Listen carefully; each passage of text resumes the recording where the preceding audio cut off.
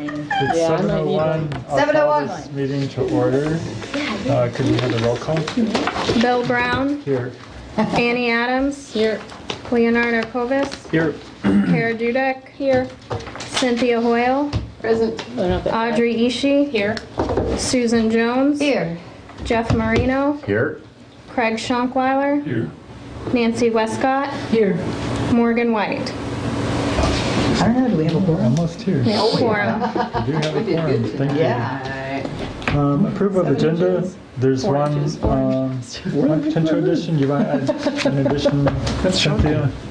Yes, I wanted to chat about the Champaign County Health Plan, which is called iPlan, and the goals, objectives, and strategies that we might be able to assist with implementation of. Okay, so we'll put that on the new business D, Champaign County iPlan. Is there a motion to add that, or was that was a motion? I'll second the motion to add that to the agenda. Moved by Cynthia, seconded by Sue. Any discussion? All in favor, say aye. Aye. Any opposed? Okay, that motion carries. So that'll be added to the agenda. Whenever we add an agenda item, we can discuss it, but we can't take any action. Right. Charlie would remind us of. So yeah, most of the time we don't take much action anyway. But approval of the minutes from previous meetings. Do we need more power, Bill? Is that what I'm hearing? What? Jeff's getting better about making motions. Right. Well, I make a motion that we approve the minutes. I'll second the motion. Moved by Cynthia, seconded by Sue again. There was one addition. That I passed out? There was one change. one It's in Is red it highlighted? on the. It's red on the second page. Okay. We also suggest that information in the Dutch reach method for opening car doors be added for car drivers. Yeah, it was kind of Previously, general. you just said information about for drivers. So More specific. Thank you. That did just get added, though, right? Yep. Did we? I don't think we did. the Did we map's vote not on done that? yet. So. We have a That second? was subject in my head. No, I seconded, we but did we not didn't vote. Okay. All in favor of approving the minutes, say aye. Aye. Any opposed? That was Cynthia and Sue again. Thank you. Public input. Is there anyone from the public who would like to speak? Jeff, or do you want to? You can do it at the end. We do have equity and education on the agenda. If that's what you came to talk about. Okay. You're on the agenda. So You're not yeah, public. you're going to be. It'll be a little kind of informal discussion led by Audrey, and you're welcome to chime in. Okay, thanks. Does that work for everybody? Okay. And Ben's on the agenda too. So, anyone else from the public? Charlie? Nope, nothing. Okay. Did you need something? Unfinished business. First is, on the unfinished business we have on the agenda is annual report. Our subcommittee met on Sunday. And we met for about an hour, had a good discussion of all the topics that Craig made us a nice list of all the topics that were on the agenda in 2018. So we went through most of those. Is Kara, right? Not Kara, Kara. And Sue and I, we went through all the items and kind of highlighted which ones we wanted to highlight in the report. We were thinking about a 6 or 8 page annual report that we could kind of reuse the format of in the future, make a template and make it a little reusable, report on a few things consistently and highlight new things every year. And then there are there's like 4 things that we're required to cover in the annual report by the ordinance, and we'll make sure to cover those. Cynthia? And there was the report we did the year before you could take a look at for a template. Yeah, we did have, we had Well. 2, we had the previous 2 years we looked at. Yeah. So, yeah. And so usually it results in like one result is a PowerPoint to actually present to council, and then another is a little bit of a written Text. report. That's what we've been doing, so we're going to try to spice up the written report a little bit with some pictures, so it'll be online and be a little bit more self-explanatory. So that'd be the 6 to 8 page report, and then we'll still pull stuff out of that for a PowerPoint for council. So that's what we're thinking. think we made some pretty good progress, and Kara put together a zip file of all the approved minutes, so we're going to go And through then we have that. a couple of things, like my job is to flesh out some of the pedestrian things. Right. That's where we want to make sure we don't leave the poor pedestrians on the sidewalk. So yeah, Without a sidewalk. Right. and then we're going to meet again in Without 2 a weeks. sidewalk, and, that's a good line. see, what was our goal to? We're going to try to get a draft for March, right? Yeah. Yeah. Sounds good. Or maybe even a draft for February and a final. Yeah, because approval in last year it went into March. April. To April, yeah. Right, So yeah, I think wanted we're to going to have try to- to get approved in March and then present it to council in March or April. Sounds good to me. Thanks. Thanks for doing that. Yeah, thanks, Daryl. Appreciate that. So yeah, if there's anything, well, I think we've got that pretty well in hand. I think it really helps to have 3 people sit down and discuss it and talk about it and highlight things. So new business, vice chair nomination appointment. Is this something we do every year, Craig? Yeah, per the bylaws. Okay. An annual appointment. So Cynthia's currently vice chair. Anybody I want, move that want my job? remain as the vice Okay, I guess I appoint you, you approve maybe? Is that All right. what the bylaws say? I don't remember. Okay, so All right. I'll recommend approval, or I'll recommend the appointment of Cynthia Hoyle. Is there a motion to accept that recommendation? I'm so moved. Moved by Audrey. Second. Who's second? Oh, is that Nancy? Okay, Nancy, second by Nancy. Any discussion? Anybody want to run against her? Do we have any interrogation questions, to make sure she's suitable for conflict? Okay. Yeah. All in favor? Willing to stand up to that. All in favor, say aye. Aye. Any opposed? That motion carries. Thank you, Cynthia. Get that on your resume, Cynthia. I did. That's the problem. Okay, we have Ben Thomas here from VO Ride, and he's going to talk to us a little bit about how it's going the first year and I did. And, how we might- Great. how we might be able to help in the Uh-oh. future. Oh, no. Quick, how long Scary will be here in a minute. No, wait, government shutdown.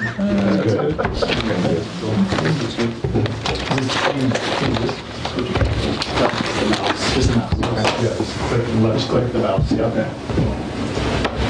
Cool. Yeah, so I'm Ben Thomas. I'm the general manager for VORite. So I run the daily operations here at UAUC.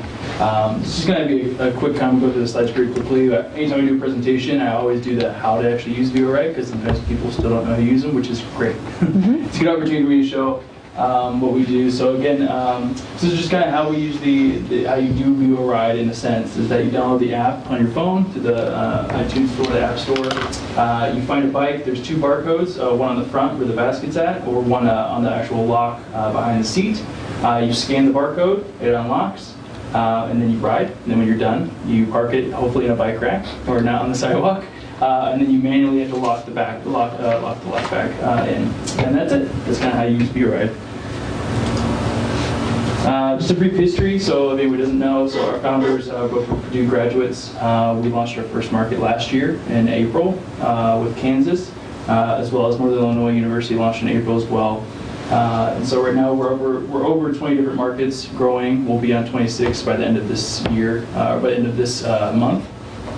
Growing with the goal hopefully to be on around 80 to 100 markets by the end of this year. So that's our Wow. goal as we grow. That's impressive. It's exciting. So we're launching Indiana State, so that's confirmed. So I'll be taking over that market as well. But we're launching there sometime in April. So yeah, so we're expanding, we're growing. It's exciting to see this type of industry kind of everyone's taking to it so greatly. So it's exciting. Are you focused just on bikes? So I will get to that. Okay, got it, okay. No, sorry. You're fine. So here's a brief map of where we're at. Yay for the Midwest. Midwest is crushing it.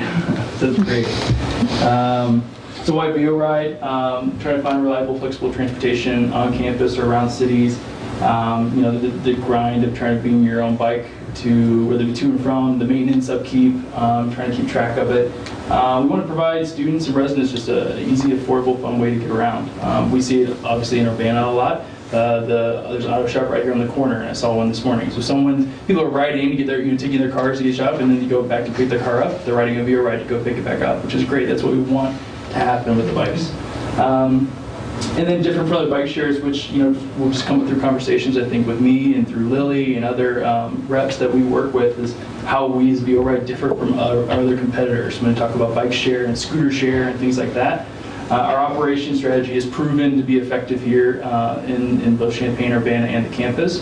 And that's how we differentiate ourselves, is that we're here at these type of meetings where maybe our other competitors may not be here to have a conversation. Again, just how the app works. If you haven't downloaded it, I recommend.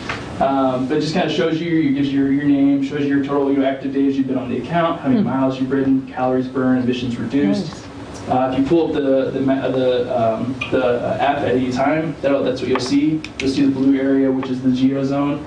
So that's where the bikes can go, anywhere in that zone. If they go outside it and they park, they'll get a notification on the app that says, you can't park here, their time keeps running, but they don't get charged again to unlock the bike again. So it's just basically you can unlock the bike again, move it inside the geo zone, park it, good to go. But you can see all the bikes that are listed on there. We actually changed it, a little modification, so it doesn't look exactly like that. But So if they ride it outside the zone and leave it, what happens? we can issue a $15 retrieval fee. Oh. Up to $120, but we don't charge $120. I only charge the $15 fee, which is very rare that happens. We have a couple customers. I know there is a citizen that lives in Urbana that rides all the way out to the Walmart.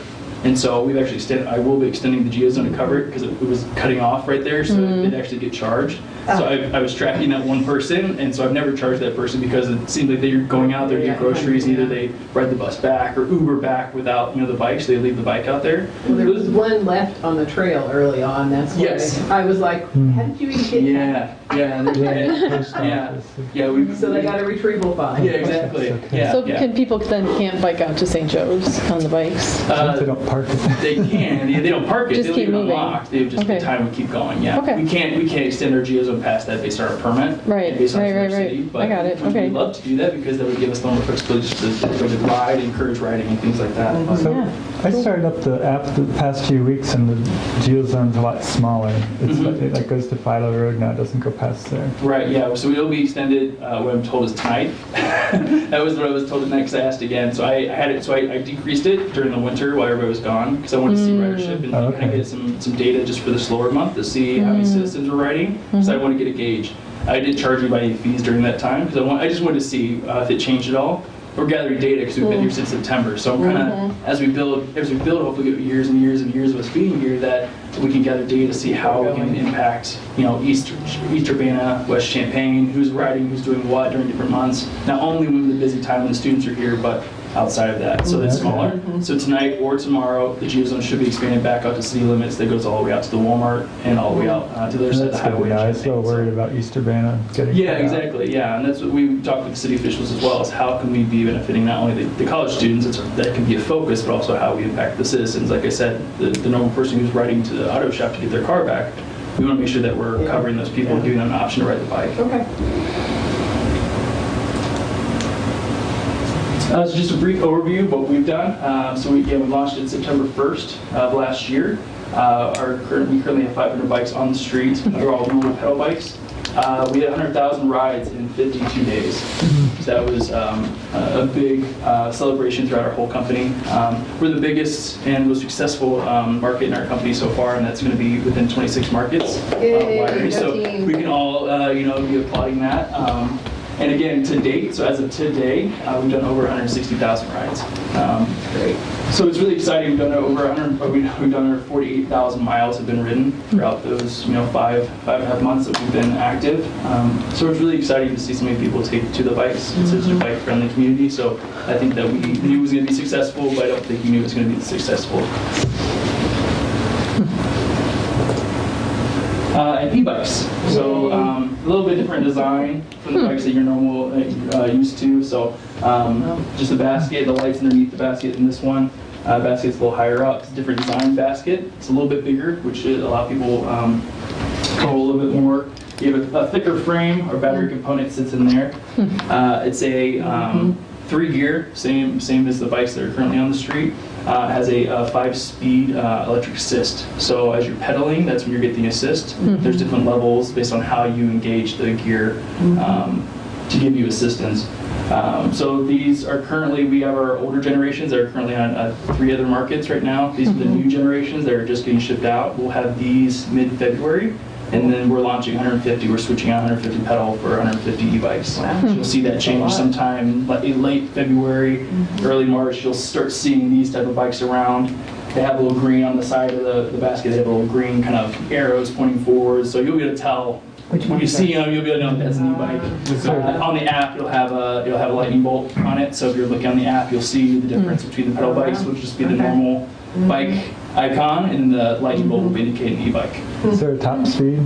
18 miles per hour. That is level. I always tell people, if someone goes downhill, they're going to go faster than 18 miles an hour. So if you clock them. Well, we don't have very many of those. Yes, exactly. So this is a great market. But their top speed going Is there one flat on is- campus? Big Yeah. Big There's Bridge wind though, Road. yeah. You might get it? 20 Yeah. mile an hour wind. Yeah. There's a question. Go ahead. Go ahead, either one. How much are they going to cost? So the e-bikes will be $1 to unlock, and it will be 5 cents per minute. Yes. That's insane. And then, I can't tell from here, do they have disc brakes? The one that I rode did. which I was Yeah, on looking- the Yeah, front, you like can this, right? see They on the do? front wheel. Maybe drum. Mm-hmm. It doesn't look like a disc brake on the front. I mean, it doesn't look like It looks like a it drum looks like brake. it. Yeah. Looks like it. I think it might be a drum brake. Is it? Yeah, That's I what think it my- is, yeah. That's what Really? my front brakes I are. remember that there's different, so our old generations are disc. I think our new generations are going to be drum. Oh, Yeah. okay. So different design. 5 cents. Okay. Yeah, the one. How are they charged? Oh, that's a good. Through battery components. So Yeah, this is but I what mean- separates us from our other competitors. So other competitors, when it comes to their e-bikes and even scooters, they all have to provide a charging station. So if you go to any type, you can go to any city, Austin, Seattle, they have the big, they're launching right now, it's very popular, they have little scooters. Yeah. They're dropping 500 scooters, they're also putting in stations around the city. So those things to go get charged. Our component is a battery component that will sit inside the frame in the middle, underneath. Those can be taken out. So we'll have, so operationally, we will have good batteries that we can just go, we'll notify in our back-end software saying this battery's low. We go mark it, we'll tag it, we'll pick a new battery out that's good, put it back in, move on. Sort of like how you use a drill, like how drills work, like, you know, you take the battery out and you. Take the battery out, the new one, Right. you connect it, and then Oh, seal it that's back up and nice. good to go. That's a nice design. Then we take that battery back and recharge it. That's a nice So just a design. quick thing. These last, That's a nice system. they can go over 60 miles Mm-hmm. on one charge. We will probably be in that 50-mile range when we start switching stuff out, but we can govern the electric speed as well, like how much assist is actually given. Based on this market, we'll probably stay around 2 or 3 just because there's no hills. There's no reason to, obviously, the more electric assist you have, the faster the battery dies. So, so that'll be something we operationally will be focused on, but Cool. they do have a long life. So when it comes to extending, to the different trails and things like that, we want to encourage people on long rides. We think the e-bikes is going to help and assist on people pushing as we get warmer through the, gets into April, May, June, July, when people actually want to ride a lot more frequently. We're hoping that these bikes will then be a platform for not only partnerships with the local bike community to push people into riding. That's exciting. Which track? Just quickly, daily operation, if anybody isn't aware, but we have a team of techs here that I manage, that we're in a van that will drive around, pick up bikes that are broken, if you see anything tipped over, things like that, we get to them. Anything idle for more than 5 days, that's when we start sending guys out to go grab those bikes that haven't been ridden in a while. We asked that right now, there's a lot of bikes that haven't been ridden in about 3 weeks because they're gone. So, so we kind of are getting back to in about 2 or 3 weeks, everything will be kind of back to normal. We have guys patrolling campus as well as both city limits, picking up any bikes, rebalancing them, and putting back into our designated areas where we can deploy in Urbana, Champaign, and the campus. And then bike education, just doing events, partnering with the cities, partnering with campus, just tabling, just letting it out how to park, how to ride the bikes. Any partnering we have with Champaign County Bikes and things like that, how we can come alongside them just to help and to get how to ride the bikes properly out.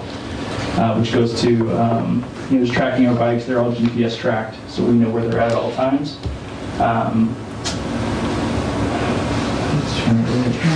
And then just how to ride. We always provide this. And anytime we table, we always have a printout sheet of just the basic rules of the rules of the road,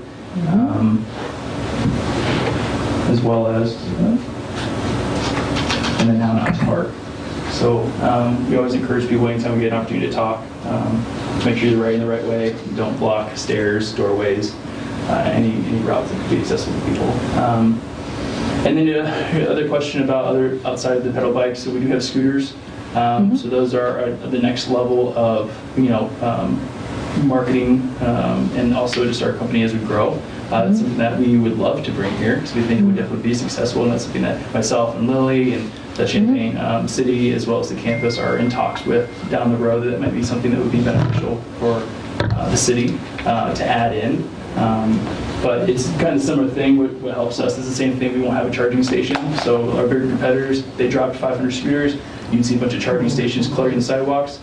It's the same thing with the e-bikes. We can slip the battery in, slip the battery out. So we don't take up any space except for the actual unit that's being ridden on the ground.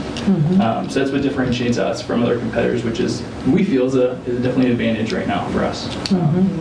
But yeah, so that's kind of all I had. I appreciate you taking the time. Any questions? Yeah, I have a question. Yeah. So I'm with the park district, and one thing that we would love is at some of our signature parks that have paths that you can ride without leaving the park at all, to have sort of An event? just a way to sort of reallocate bikes there. Okay. Is there any way to sort of request that at Meadowbrook, where there's a lot, miles of paths, people can drive there, ride around, leave it at the park, and then Sure. hop back in their car? Yeah. Let's talk, and if you give me a list of each park that you want, I can allocate Okay. 2 to 4 bikes per just to kind of do like a trial. Obviously it's colder now, but we can put bikes wherever you want into the geozone. So Okay. They clear all of their paths. right, exactly. And Yeah, we've so- already talked about where we might put the bikes if we got them in a park, so we already Bike have parking. thoughts on where they could be. Yeah, But we can talk with Urbana and Champaign obviously about signage, if that would be something that we could work on, where it's just like something where it's, bikes are parked here, so something when people ride them, come back, and they know this is where you Put park them the back. bike, something like that. We can be in Yeah. talks about how that actually would function. But yeah, we can put the bikes wherever if that's what you want. okay, yeah, we've already discussed a lot of this just because we didn't know what was going to happen when Sure. the bikes came to town. So that'd be great if we could. Good. do that. Yeah. that would be Cool. And in 160,000 miles, have there been any accidents? And are you aware of those? Do they get reported in the right places? I have not been made aware of any accidents or anybody being seriously injured from riding our bikes. Yeah, I have some comments and some questions. great. I think one of the reasons we have issues with bike parking is that we don't have adequate bike parking in the community. Sure. I was wondering if you might be willing to talk with the cities and the university, not so much the university, but the 2 cities about partnering to do a retrofit bike rack program with businesses that want bike racks and help supply people with bike racks. There are a number of locations I can think of where there's not bike racks, so you're going to end up with bikes all over the place. Sure. And the other suggestion would be to have some on-street parking spaces that are turned into bike parking. And the places, cities I've been in, they didn't necessarily put bike racks in, but they designated it as this is a bike parking corral, Yes. without Yeah. racks. Especially for the bike share bikes, works perfectly. Great. Then I saw one of your vans recently, and I knew what they were doing because they went and got the bike. But I was thinking it'd be great to have a logo on your van. Yes. We changed our distributor, and so we are waiting. I wish I had a picture because we have our van at KU has beautiful stickers. Great. And it's very clear and visible, teal, and you can tell. Yeah. We are waiting to find someone new to make those stickers that okay. we can mass distribute through all our Okay. markets. So hopefully in a couple months we will have those. Well, that'll help with community perception too. Yeah, to see. I just think a van driving around with Jayhawk stickers on it would be great around here. No way. Yeah, but yeah. So hopefully soon we will get that because I've been Yeah, asking you that don't for a want to couple put the months. cheap on the van. Right, exactly. That would not be a good plan in Urbana. Then the other question I have is, you said something about the contract not being able to extend to St. Joe. Is that because you don't have a contract with St. Joe? Correct. Okay. Yes, so our current permit is only through Champaign Urbana and the campus. Well, I think you might want to partnership. chat with them as the trails expand. Yep. I think there would be some I think they'd be interest very there. open And to they it. attended our early meetings Okay. discussing bike share. Yeah. So I think that you talk to them, they would be interested. The other thing I wanted to chat about, several of us in the room are certified cycling instructors, and we would be happy to, in fact, I just scheduled a couple of classes in the program guide for the Park District for the summer, beginning bicycle safety classes. And we could certainly do that with you providing bikes. That would take care of one of our issues. I always say you have to bring your own bike. Right, that's a problem. Yeah, I will say, however, when we do a class, we have to require them to wear helmets. So if they don't bring a helmet, I don't know if you guys have the ability to provide me helmets. I can bring a few, but that would be the only possible thing that I could see, we'd have to work out. But we could easily do that on campus. And I don't think the university has an LCI on employment anymore. I don't think you've got any LCIs on campus. I mean, there's like, You were people who it. don't do that. Yeah. You are, but. Yeah, but the city of Urbana has several. And they have 3. And 4. Oh, that's right. I was thinking, you're an elected official. I don't think of you as being an employee, but that's true. So there are people who could help partner with you to teach that. And most of the time we don't charge any fees for that. On some of the classes I do, but Sure. What we would do, so I think the last Champion County, we talked about some tours, or like similar like that, having people who want to learn how to ride a bike, how VO Ride could partner with that and say, hey, if you want to ride a bike, here's 5 bikes from VO Ride. So what we would do is we basically say, we will donate 5 bikes to you to use for that program. The users just need to download the app, because then they sign up for liability purposes that they would. That's what I was going to ask. How do you do liability? So that as long as they download the app and you register, then I would provide coupons, and then they would just the register. bikes would need to be where we start the class is the issue. Well, yeah, I would move Oh, them okay, there. okay. Yeah, no, I would. You tell me the date. Okay. I would personally put five or whatever many numbers you want in the van, bring them to you, and then they would, when you're done, you just leave them where you need to be. And Yeah, I'll have to check with people about how they teach Farmers market. on bike share bikes, because when I taught people to ride, you teach without pedals initially, so we have to figure that part out. I haven't done it that way. It'd be fun to do it in the farmer's market, though. Or even just have a VO Ride, because a lot of people actually don't know how to ride bikes, which Right, there's a lot of people kind of know how surprises to. me. Yeah. Yeah, I don't think they want to do it at the market, though. Yet most of the time, grown-ups don't want other people seeing them try to learn to ride a bike. That's part of the issue. if we talked and figured out I could ride a bike without pedals, Oh. I mean that'd be something that But then we again, have to put the pedals back on. I mean, that's why it gets But we complicated. can figure Sure. that out. Yeah, we can we work figured that out. I can do again. Look, this is like we as a company want to partner with the communities that we're in. Like so, when it comes to us being a partner, which we feel that we are trying to be here, we'll provide whatever you need. Like, and we'll work with you. Comes to again, I'll I think be in we the should class do and just some sit there and on watch them all, and then campus. fix the bike after you're done. Like I want to do them it's on something we do. campus, so Sure. students will come. Mhm. That's really, I think, a big focus.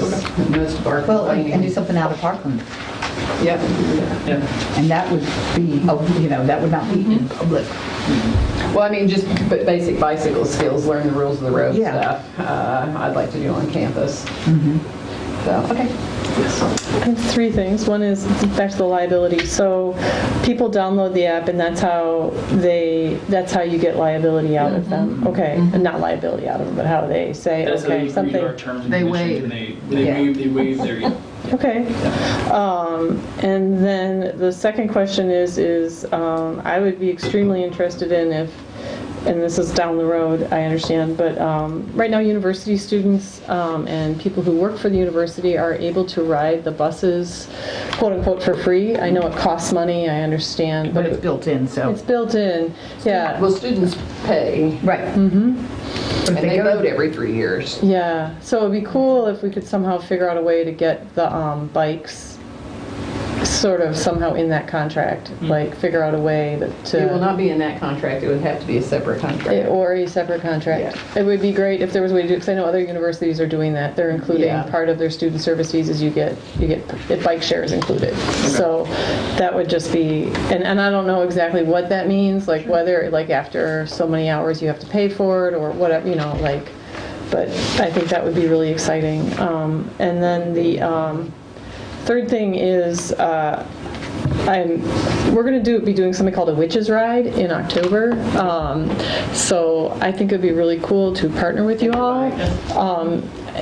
Because a lot of people aren't going to have bikes, and so at some point I'll reach out to you and talk to you and send you an email Sounds great, and yeah. sort it out, because I think it'd be really, I think it'd be just really nice. Yeah, I think it'd be great, because it'd be a lot of, Absolutely. yeah, because a lot of people are like happy to put on a witch's outfit, but they're like, I don't have a bike, I don't want to deal with this. But if we could get them signed up for your app, and you know, then it, Yeah, we just do like a sponsorship thing. We just come alongside and say, you know, ride the bikes, and then Yeah. before the event, you tell me how many bikes you need. that's the key, They'll right? Be, they'll be there the night before. You know, Yeah. Line them up somewhere. And, Okay. Oh, yeah, so we have to think about that when we organize the route, like would be where to start it. for Okay. and then Yeah. we would transport them when the ride is done. We would transport them so there's not a clutter of Yeah, 40, 50 500 bikes sitting in one there. place, yeah. So we would Okay. organize that with you to say Yeah. where's it start, where's it going to end. Yeah, and it's a way for us when we do the sign up to be like, are you going to need are you going to need a bike? And we Right, can yeah. make sure to check that off when they do the liability waiver fee. Because it's going to be a free ride, but it's not, you know, Yeah, we get but we need bond. people to check off that they're not going to come back and sue us for falling off the bike. All right, cool. I'm sorry, what's the shortest that a person can be and ride the Via ride? It's 5, well, I mean, shortest. It is 5'3" to 6'5" is the 5'3" range. Is the to range to 6'5". 6'5" is the, so we pull the And seat they out. They need- should have markings on the side of And it. what age do they have to be to Have to be 18. 18 is that for 18. account. All right. Yeah. Okay. Then have you, are all of your deployments nationwide in university communities? We have 2 currently that we are in smaller cities, that like 5,000 people. residents, that are small. One's in the Midwest and one is out west. Small communities that are near universities, but they're not partnered with the university there. But primarily, that's where our direction and vision is more university focused. Why not?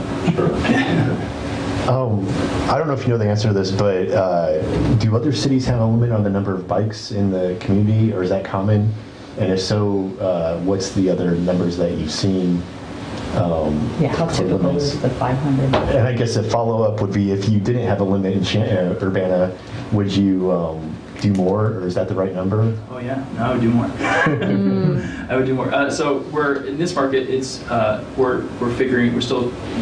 I'm still, because of the possibility of more e-bikes, possibility of scooters down the road. You're talking about where the saturation point is, right?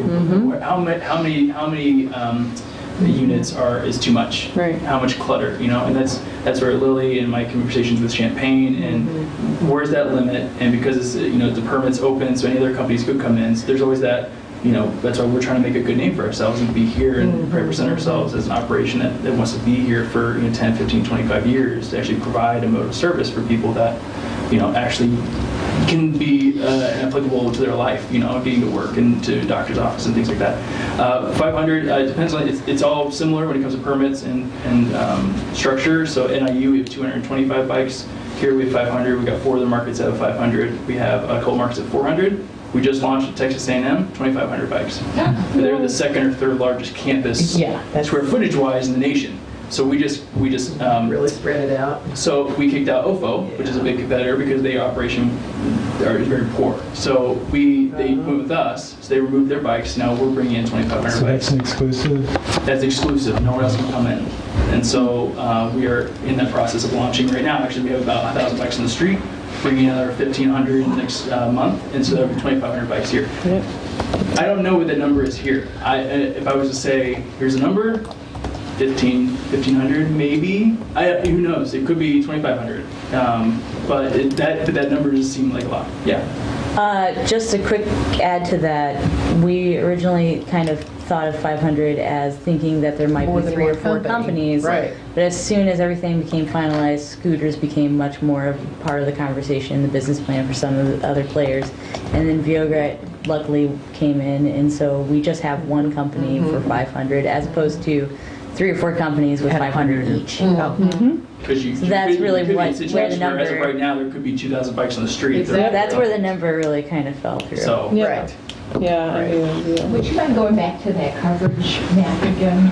That coverage area? The VO. Yeah, I think at some point we really ought to have a conversation about whether we want to have an exclusionary. And what Could we get them color are the orange? bikes? Exclusive That's all I'm asking. yeah, Just like them contract. orange. No, the one of the. Because not part of then- their business plan.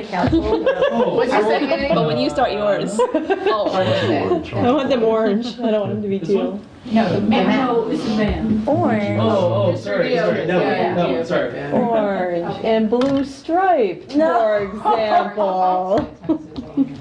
Texas A&M has green bikes. No.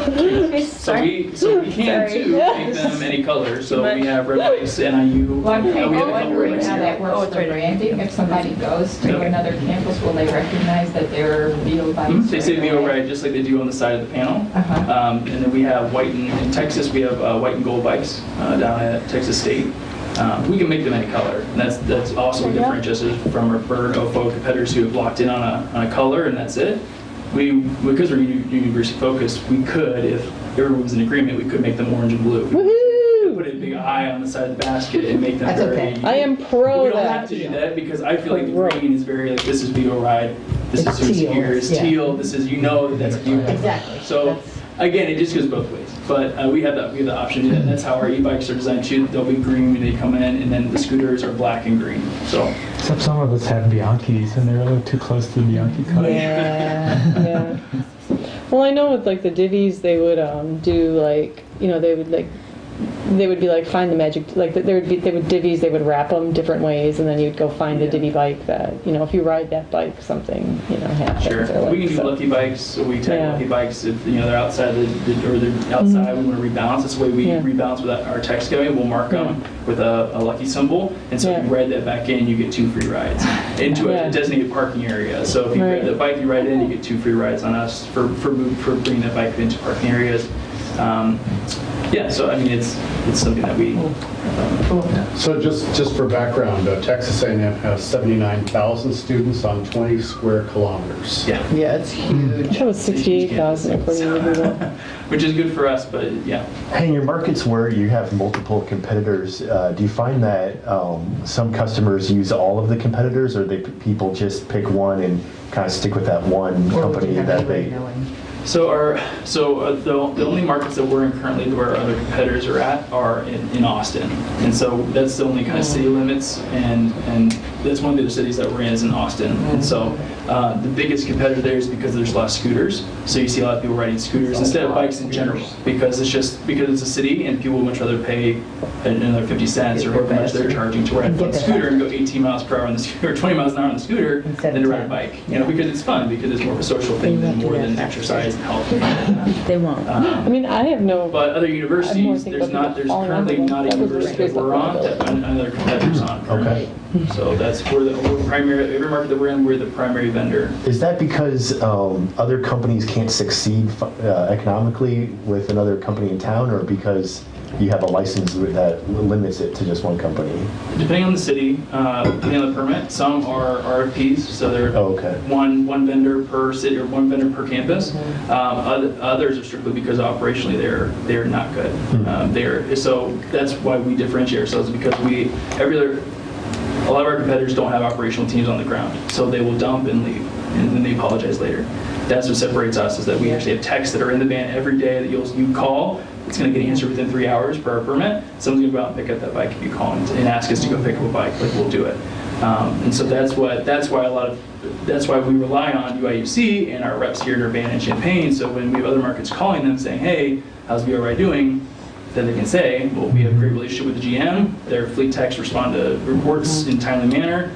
They've been professional throughout, and they partner with the local cities and bike clubs. Like, they want to be a partner in the city. Like, that's what separates us. So as of right now, as we grow to 100 markets, I'm sure our competitors are going to start to focus on that, but most of our competitors are more focused on the bigger cities and scooters. That's what they're pushing.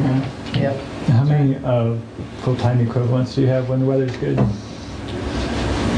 What do you mean? Like how many? Staff. how many, Staff, Like sorry. full-time staff. So when it's warm, we will usually have 10 techs, and that's guys driving around the van in our warehouse, as well as actually on campus in certain zones, rebalancing throughout the day. So in October, we did over 60,000 rides in just that 1 month. So that's when we would need guys on the ground moving bikes constantly. This area is low on bikes. We need to get over there to the classrooms and make sure they're positioned properly so kids come out of class, jumping around our bike, going to the next class. And with the e-bikes, you think that'll increase because they'll have to be charging a lot? Yeah, I think that staff-wise, we'll be able to stay the same. I expect ridership to go way up with the e-bikes. Once people know that they're here, I think the kids are going to... They're gonna like it. And I think When they it's- would have taken the bus, they're gonna do that. Yeah, because now you have the speed on the Yeah. street, and it's below the 20 miles per hour limit that they can go on the street, but I think you're just going to see increase in general. But the good thing, what I'm hoping for, is that you're going to see a lot more citizens ride, because that's going to provide more. We had an e-bike here a couple weeks ago that was an old generation that I was riding around. I was riding from, I live in Champaign and Devonshire, and our offices are up here on Cunningham, so I was riding from there to there. It's like 5 miles, and it was a blast. but I wanted to ride that far because I had the extra assist, and I was going 20 miles an hour, just zipping along. So. When you say this, I was gonna say, when you say the scooters are more social, is it because two people can ride next to each other, or is it? I think it's just more of a. I think it's just more of a fun. I don't know. I think it's more of a I don't know. There's something about it. Okay. You crank it. It's almost like you're just going without having to pedal or anything like that. I think it's more of a social aspect, and you wouldn't push health or anything with a scooter because you're not doing that. But there's more of a fun atmosphere, kind of like social environment. Let's go do this. Let's go do this. Than you would maybe either way. Okay, well, that's what people tell me, the e-bikes. I mean, I'm a huge e-bike skeptic, but everything I watch and read, people, it's exactly what you just said there. They're a complete convert. Rode one once, love them. Yeah. So, They'll expand the market hugely. Yeah, there's. What's the southern boundary of the area? So this goes down. Savoy. So this goes down to Savoy. This church. Old Church? Old Church Road. Yeah, I think it goes down there, and actually, I think I might have extended it a little bit more to the new one that's going to be launched tonight or tomorrow, to cover more of the apartments down there. We do have Yeah, there's a little bit, And they ride it They're first. pissed off a little bit. Huh? And they ride it first, which you don't have. It's already pushed over. It is, My new one that I okay. created pushed over because of people riding it first. Yeah. Thank God aren't riding it. So it's not tied to the corporate boundaries of Champaign? It's Correct. Yeah, we were allowed to push it down through Savoy. Okay. Yeah. Okay. You know, for the going to St. Joe, you might look at the Champaign County Forest Preserve District, because if you could push it through there, that would be the whole Kickapoo Trail. Yeah. Well, that's how people would do it. And I will say, Ben, that St. Joe staff were also in the meetings, even at Urbana City Council meeting when they voted to approve. They were in the audience. Yeah. And they've been very plugged in. supportive the whole time. They've been plugged in. A market that you want, The next one. Okay. Great. Thank you. especially when it gets warmer and it's nicer and you get the people e-bikes. get out and want to do the recreation. We can Yeah, put they have bikes good everywhere. data. They've got, St. Joe is using the trail at a much higher rate than Urbana because it's right in their downtown. So I think you would have a market over there. Great. I didn't catch exactly how you did the 2 free rides. Have you tried that, like, with, to redistribute bikes? Exactly, yeah. Okay, Yeah, so what we would do is we would tag, 30 bikes as lucky bikes. And so on the app, it would change the icon on the bike. And so if you unlock that bike and rode it, there would be designated parking areas on the map that we would create when we make lucky bikes. That if it'll say if you park it in that parking area on campus or where we're downtown Champaign or Urbana, then once you lock it, your account will be funded 2 free rides. So you'll get a $1 coupon. And, okay, so that's mostly to fill holes? That helps us rebalance the bikes. Instead of us having to go out and pick up each one and put our Do advantage. you ever use like push notifications so that even if somebody doesn't open their app, somebody that's nearby a bike that lives nearby where one was left would get a Or like a bounty notification saying you want to ride this to campus, you get 2 free rides? You want to get lucky? Yeah. So we're actually launching a new app. It should be launched probably at the end of this week. It's going to be a whole new app, so there will be new push notifications coming through to alert people of differentiating bikes in their location. It's not going to be when if they don't have the app. It's going to be more of a push notification as you open the app. to notify, because we don't want to just ding people if they're not even, because some of our users, they use the Be Alright once and they still have the Yeah, app. I wouldn't want, I And so you wouldn't want get you dinging dings, me. yeah, so, yeah, exactly. We don't want people to delete the app or a bad taste, so it's when you open the map, then it would say, hey, there's e-bike, there's notifications letting you know where the e-bike is versus pedal bike, once the e-bikes are on the street. I don't want to take up any, I don't know how much time I'm taking. Yeah. Do you have a salvage plan for when the bikes get worn out and have to be? Yes, we've talked about donation. So we've talked about donation plans. If there's ways to us to strip the bike down to its, bicycle, like taking the basket off or taking our lock off, any GPS notifications and donating. There's some legality in there. If someone were to eventually get injured on the Be Alright bike, if we were to donate them to Boys and Girls Club or something like that, there's just that liability aspect that we kind of have to be aware of, as well as just more or less just recycling or scrapping the parts is kind of like where we're looking at right now. With the bike park? That hasn't really come up yet in the locations. Now, we're seeing a lot more ridership obviously here, so when it comes to the lifespan of the bikes, it's probably going to be less here than it would be at NIU, just because of the ridership numbers on the bikes, that we have bikes that are getting close to 600 rides individually on them, and so it's just a lot of pounding, a lot of on the cranks, and as you know, so, Look at the numbers, that's crazy. which is great, but it's just, about that. How many bikes have you had to replace? I'd say probably in between, probably around 30 out of those 500. Do you swap out the wheels most times? We do, yeah. If we just get bent and then we're not able to true them, if they're tacoed or just too far gone, we're not able to true, then yeah, we'll swap. What about the solid rubber? Does it work down to the point where you have to? We haven't had any, we haven't seen any of they haven't any worn down at all. Really? Everything so far has been kept its, which is great, because I don't know if it's because they're all foam, because they're foam filled and they're not air tires, if it's having an effect on the tires. Again, I think there's a lot of data that we're still collecting on saying how certain products, especially here in this market because there's a lot of ridership, how it's affecting the overall progress of the bike deterioration and what parts are going first, what parts are going last, and how it's affecting overall ride. So we're the leaders in our company when it comes to like a lot of stuff that are unknown, which is great. So yeah. Yeah. Well, I would say that I have been on a couple of Viva rides where there's a chunk of rubber missing on one side. So it's like kind of probably from skidding of some sort or something like that. So Okay. but that has happened to me at least. Just report it. So we have two questions, and one's a big one, so I want to ask Bill about this first, is that, as you mentioned scooters, will scooters fall into the parlay of the bicycle and pedestrian advisory group? And to me, even as much as I read, I haven't seen long discussions about scooters in bike lanes or scooters on roadways. How does the Illinois road law apply to scooters? Do scooters have lights? And a whole lot of that kind of stuff. So They do. Yeah, those are good questions. I mean, I think we'd have to allow it by ordinance, probably, if it was going to be on the street, allowed on the street. I mean, even police officers, how do you write out? Probably allowed on the sidewalk as is. They aren't allowed in bike lanes, right? Okay. I think we'd have to, that's a good question. Yeah, we'll have to. They're not disallowed in bike lanes. Right. And I would hate for us to do that. And I just, in fact, posted an article about this on my Facebook group because I think there's a possibility of overregulation of scooters, and they're another option. They expand people's transportation options, and I think we need to be open-minded about adding them into our system. The truth of the matter is they're nowhere near as dangerous as cars, and so we need to keep that in mind as we think about regulating them. I think that we have to have the same provisions we do with bikes, that they have to yield to pedestrians on sidewalks, and they have to obey the rules of the road when they're on the road. And I don't think that we have that part of it lined out clearly yet.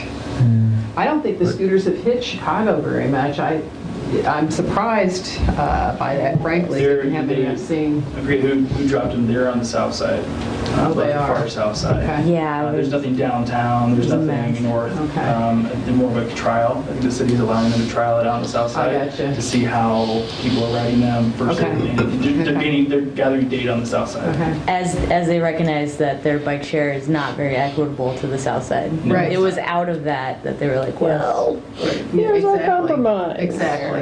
it's not that divvied. So I will say that with our scooters, I shared this with Lily and Kevin today, as well as other reps today, just about our scooters in general. There's a light on front. Yes. It can go, it goes 18 miles, it goes 15 miles per hour, which is 3 miles less Oh, than all the nice. competitors. That's nice. It's very sturdy, has a spring load on the front, and then our next generation after these that get built will have springs on the back as well. The center of gravity is gives us 10 times greater than our competitors as of right now. The way they're built, the frame of the actual frame, the component that you're holding on to, is built out of a more solid metal. And it's the way that it's angled is different from a Lime. If you've ever seen a Lime one, you see a lot of people crashing because they bend really easily. So when people go over, it snaps. It snaps off. So it's not a good design scooter, but because they mass produce, because they just want it out, they don't care about the actual product. Ours are made out of different, in the way they're angled at, that it's more sturdy. We have an 8-mile-an-hour engagement button on the front that allows you to go through pedestrians. It locks you in. So if you were going to get on campus, you hit that button, it automatically governs you to 8 miles per hour. So it just allows you to navigate through pedestrians, or even on the street in general, through other people who are biking, bike lanes, if that was going to be something. It slows you down so that you just feel more comfortable. So people who are just getting on a scooter for the first time, we can tell them and teach them how to use that. And so we've been working at, and again, this is very early talks, and so when it comes to piloting or just having a launch or demonstration, we are willing to take the time to make sure the scooters would be functional. You're going to need at least a reflector on the back. They do. Okay, and I would recommend a light. But, There's a light on the back or the front? There's one on the front. Well, if you're I going to would use go them at with There's one night, built in the front. I mean, Cynthia, if people are out there in dark clothing at night, you want But lights. that's what bikes, that's the So bike bikes law. only require a reflector. Bike laws only Yeah, we only require a reflectors. reflector on the back, although I would encourage them to have a light. Yeah, I So think low these to are- the ground, though. It is low to the ground, which is why I think the light, especially, yeah, we should have them in the wheels. Because that would really catch people's Yeah, it needs attention. I don't Yeah, I know. think there's gonna be a lot of issues. We're gonna have to put an agenda item on for scooters. Yeah, well, If it's gonna be You in, can go, under you our can talk for purview. days But about I don't want to over-regulate them, and I think that there's a risk of that. Yeah. No, but I think we do have to think through the whole ecosystem. So what does the Yeah. diversion program look like? Does the Right. police department know how to ticket Yeah, for those all kind of that things? stuff. You know, They're all things we would need to talk about and If put they're on the riding them on the streets, you know, it's one thing to have a car tire or a bike tire. You know, but you got a 3 or 4 inch tire, then the street Bumps. quality. I mean, potholes, cracks, those kind of things are now. That's why they have a liability provision, For. the users. Users, yeah. But I mean, They're going to ride in the street, and they are small wheels. They are not as The stable. biggest complaint, honestly, the no, biggest I'm just complaint saying- I've heard is I'm just cyclists saying- hate them We can't regulate because they go that. faster than them, and then there's this funny little competition, like three scooters will come by you, and you're on your bike pedaling away, and it upsets cyclists. I'm Just to me, Cynthia, I'm just- just saying who cares? that How about if I ask our police department if they ticket scooters on streets, and we'll start with that, and then. As a discussion, As a yeah. discussion item for next, for Well, the I'd next hate time for us we to meet. start there. I'd like for us to know what other cities are doing in terms of regulation. I don't want to just ask our police department what they want to do. I'd like to know what other people are doing. I was But like what gonna they ask are them what they doing. currently do, and see what. Yeah. Are they really different in principle from a powered wheelchair? I mean, they're something that's powered I'm not sure I think they're very Yeah, different these are from the a things we powered need wheelchair, to, which we need to hash this out. I think is somewhat in our purview, though we haven't discussed that a lot. It does seem like they're close enough to bicycles and bicycle regulations that To be in our I would be in favor of it probably being in Yeah. our purview, as messy as it is. Yeah, I'm just thinking, you know, to think about bus drivers edging along a couple people on scooters is going to feel different than their comfort level riding next to people with bikes. You know, I think it's just going to be an adjustment. And I have not seen a whole lot that cities have thought about this yet. So it's just happening. And we'd have to And we're behind, so we'll be able to figure out what Right, they're doing. exactly. Yeah. Which has been our advantage with bike share as well. Let's put that on a future agenda topic, Yeah, because we that's could a talk good about idea. that for quite a And then bit. we're going to have recumbent e-bikes. And soon. And then we're going to have off cards. Like next, Well, no, it should be on Our future purview is business going soon. to expand. Yeah, I think that's a good thing. Okay, any other questions for Ben? Thanks. Oh, Thank you so much. Ben, one quick question. Maybe it's not quick, but you mentioned you're collecting data. Would your data be able to identify like intersections that need like infrastructure good improvements or traffic counts at intersections that somebody could use? Traffic. Yeah, to identify where improvements could be made, strategic improvements. Where no one is using a bike, maybe? Or where everyone is using a bike. Right. Both. Yeah. Yeah, like that would be useful. Yeah, I think we long-term want to use our data compared to something like Strava, where we can see, heat maps. Because we have That heat would maps. be really helpful. We have heat maps that we provide the city when we have meetings with them about where the distribution of the bikes are, who's riding where. So That would be great. I mean, I think it's something where you can go out and look at the road, and then you can see, okay, there needs to be fixed, but actually the bike lanes, like anything, obviously like Green Street got the improvement, and it's been, I think, a big improvement in helping bikers and also pedestrians and motorists to navigate this the biking community that is here. So yeah, our data can be provided at any time for the cities when it comes to, hey, you want to look at this, or like First Street, which is something that I personally want as an improvement on First Street to have like a bike lane on it, because we see people coming from school. It's just something that I've noticed. I moved here in October, so it was something that through conversation with Champaign County Bikes and just seeing, going, that's a road that could use an improvement. I don't know many, but yeah. So the short answer is yes. Okay. There is a plan for that. I did get a Transportation for America article this morning. I sent it to a few of you. I'll send it to you, Bill. Scooters? Yes. Yeah. And so we're sending it around to the whole. I sent it to you, Cynthia, and Ben. Oh, yeah. Yeah. Yeah, well, you have a folder with that stuff in it, right? Right. I've got a Dropbox, Bill, that I'm dropping everything I see in e-scooters in. Okay. And it's a public Yeah. drop. Yeah, if you want to send us a link. we Yeah, I can think it would be good. get it out. Okay. We got a lot of information to figure out. Well, I'll just pass my cards around, and then you can take one. Feel free to contact me, email or phone call if you have any questions or partnerships or anything. Again, we can provide bikes for anything, but thanks again for letting me come in. Yeah, Thank you. Thank you, Yeah. appreciate you coming. Yeah, and thanks everyone for all the great I share your questions. enthusiasm.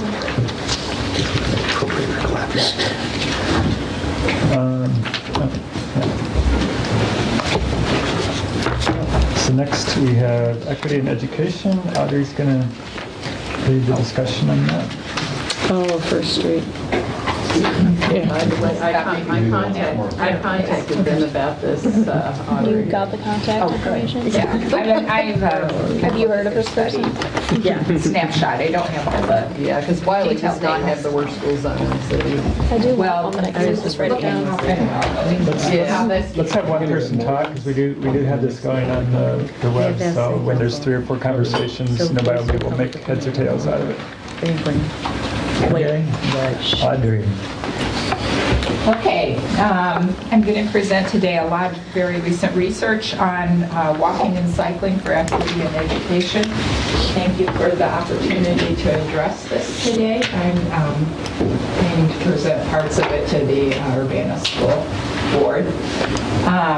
The first thing is on the back of the handout that I just gave you. We're going to cover the back first, is references on physical activity and learning. There's very recent, and there's things in press this year, there's things from last year that are just fascinating as far as the impact of even very short-term exercise on the ability to learn and retain information, on executive control. I'm sure everybody's heard about the physical effects on diabetes, et cetera, but the cognitive effects are really being zoned in on right now, and especially interesting is that it's on children, finally. They're not just doing it on old folks and on,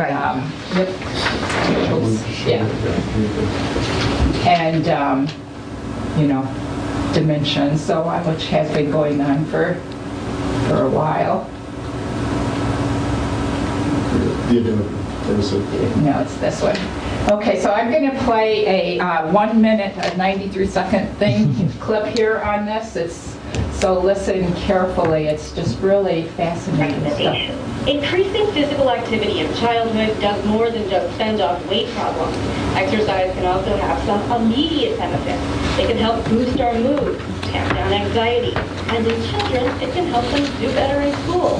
Here's Chuck Hillman of Northeastern University, who is also on the advisory committee. This is a really exciting area. The study of a single bout of exercise having a benefit to cognition and brain function. Hillman explains what he's found is that a single workout, say 20 minutes on a treadmill, can lead to improved attention span and an enhanced ability to fend off distractions. We see using standardized achievement tests that following a single bout of exercise, we find benefits to reading comprehension and arithmetic. The effects fade. So 20 minutes, that would be like walking to school, for example. And they have a benefit immediately on learning, but also, for example, also on being able to do an achievement test on things that you've learned before, raising test scores as well as learning something new and then showing better retention later. Let's see. The effects fade quickly, which suggests Bill can lead to improved attention.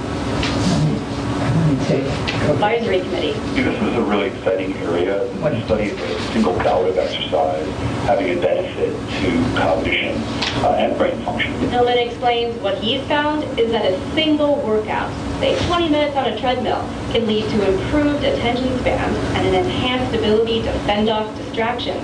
We see using standardized achievement tests that following a single bout of exercise, we find benefits to reading comprehension and arithmetic. The effects fade quickly, which suggests that daily exercise or daily movement is key. The secret to physical activity success is for it to become habitual. So if we do it every day, we're going to get that benefit every day. That's Kathleen Jam from the University of Iowa. She was also on the Physical Activity Advisory Committee. She says if you start healthy habits in childhood, they're likely to carry over. And over the long term, people who have physically active lifestyles cut the risk of all sorts of diseases, not just heart disease and many types of cancer, but also a decreased risk of dementia. Another benefit? Perhaps you'll have a sunnier outlook on life. Every time you're active, you think better, you sleep better, and you feel better. She says focusing on these immediate benefits can help motivate us to move. Allison Aubrey, NPR News. Okay, so on the back I've listed a few references that have just this really fascinating data, which I think it behooves us all to become experts on this topic and to be able to campaign with our friends and neighbors, with the school district, with whoever, to see if we can work more activity into our lives, which is where equity and education in BPAC comes in, because there's a lot of people for whom time is very limiting. And one of the things about this study is that it pointed out even short, small periods of exercise scattered throughout the day was as effective, as maybe even more effective, because there's been studies that have said, even those who exercise every day for an hour, if they sit the rest of the day, they're scarcely any better off by some measures. So it's a fantastic opportunity that we have to make a significant change, and in particular towards equity and education. So let's see. Okay, so this research is very new, and looking at, I've got all the URLs are on there so that you can look it up. It's just fascinating, all the way through dementia, from learning the language. They did studies with people cycling and learning Polish. Yes, you can do it. You could learn 40 Polish nouns and verbs much better if you were cycling or walking on a treadmill while taking them in, if anybody's interested in language learning. So, in fact, Audrey, there's been some research done. This has been going on for a while. There's some reports on the National Partnership for Safe Routes to School about it. But they found, Specialized has funded this, they found that riding a bike to school had more impact on kids with ADHD than walking. something about riding the bike helps the brain surgery. It's Maybe the that's why focus, ADHD yes. is on the rise. Right, it's fantastic. And then you also consider the issues that we've been having in the school districts right now, which involve conflict resolution and so on. What if instead of restorative circles we had cycle circles and put off having something that we have to resolve in the first place? We could and this is something that the time is now because they're actually doing a land use and traffic control study around in the Urbana School District. Right now it's focused on the middle school and high school campus, but BPAC obviously has a major role in all the things that we're encouraging. So then last Friday, this came out on the front page of the News Gazette. Danger zones, Champaign County got a D. So if this study was done, and this is now on your front page, ZenDrive data studies. So I looked into the study a little bit more. It sounded a little bit wacky, but the more I read about it, the more convincing that if it's not there yet, it soon will be. Because people were concerned, well, how did they know how we're driving? They collected anonymous data from they've got 10 billion miles from a billion users. Cell phone users. And it's anonymous data. I mean, nobody's giving up their data, but they get this anonymous data. They've got 90% of the schools in the country covered.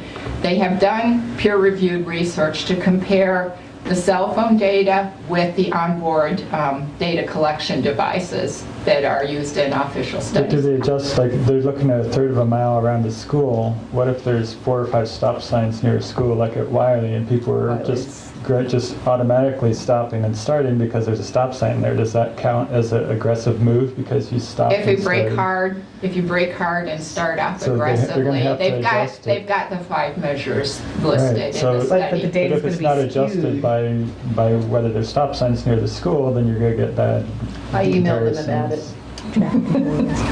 Well, the other factor to consider is that we are graded on a curve here. We can't say, well, I don't like your standards, blah, blah, blah. Somehow, some 70% of schools did better. But it highly depends on where the school is situated. Like the very worst was a rural school close to a large highway. Right. That's where people suddenly slam on the brakes and come to a stop. So that was the very worst. But overall, it was good. All the other schools that they were listed there were in places that I think they had problems. Okay, so if we go to the next page now that we're getting into the topic of the types of schools, another factor to consider here is looking just at trends over years. They found that people are driving more aggressively this year than last year. Okay, some 10% improved, but 30% got worse. So they are comparing with a baseline, whether you particularly like the metrics or not.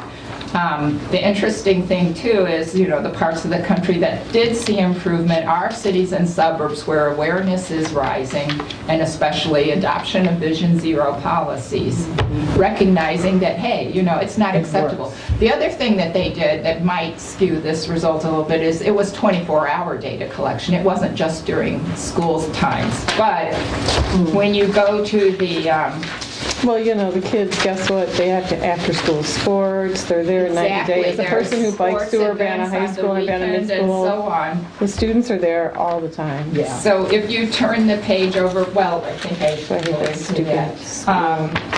So the question is, are we being, do we have overblown concerns on this? A lot of people felt like, hey, and it said it right in there. I feel like it's safe. Why are we complaining about it? Well, we do have some symptoms of a feeling that it's not so safe. There's been requests for more traffic control by principals. There's been a study, and I went to the meeting there, which was very poorly attended, but traffic was a huge topic there. I mean, just look at the newspaper. The Tom Kasich column every week is like transportation is the big problem, Audrey. topic. I think the question is that the Wiley being rated as the work it just is nonsensical compared to some of the other school locations. Right. The others, I think all of us agree that there's a problem in school zones. There's no two ways around that. It's just that having Wiley ranked number one I didn't think it make might be sense. one of those things where you can't really compare school to school because each geography is different, but over time, if you get the same data for each school, you can track whether that school's getting better or worse. Yeah, that would be good, yeah. They do have that where they. I know little to no parents that allow their kids to walk or bike on their own to school, and that to me is a real problem. Absolutely, and that's discussed in here. Yeah, There's it's a disgusting. decrease The kids don't in get any walking. autonomy. It's just. And of course, the risky driving events peak at drop off and pickup time, but it's not just risky driving, that's when the death rates rise too. Yes, yeah. I mean, this is not just imaginary. No, and This is really quite real. Worst offenders. Yeah, interestingly enough, right. But it's absolutely true. Well, because they're doing a task that they shouldn't have to do. The kids should be able to walk and bike to school They don't think safely. the rules apply to them. Okay, so how's the United States doing compared to other countries? Well, first of all, the 10 leading causes of death, and this is in your packet as well, although it's not in color. Blue is the motorist. Yep. Okay. Yep. So that's the leading cause of death in the United States by age group. Suicide is in green, homicide is in red here. Yep. What is each row? Oh, I'm sorry, this is the rank.